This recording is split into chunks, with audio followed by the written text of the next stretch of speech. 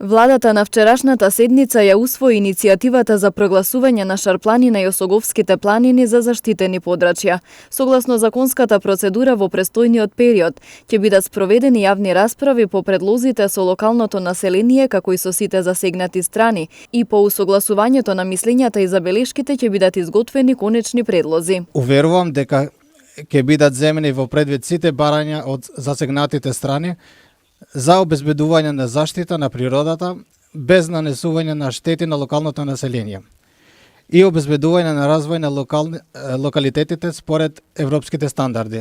Одлуката ја поздравуваат невладините организации кои во изминатиот период се залагаа Шарпланина да биде национален парк, со која би се заштитиле природните ресурси, а исто така би се спречила масовната сеча на шума. Свесни сме дека ќе престојуваат јавни дебати, значи и свесни сме дека сме во пола пат, би рекол, но идните чекори се многу важни да бидат вклучени сите засегнати страни, локалното население, со цел да се избегнуваат конфликти во идното прогласување на тие граници до каде што и надлежности на овој национален парк.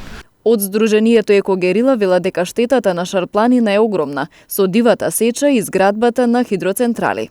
Можам како пример да ги спомнам селото Доброште и селото Пршовци, општина Теарце, каде што луѓето имаат проблеми со водата за пиење, поради тоа што се изградени хидроелектрани во нивните реки.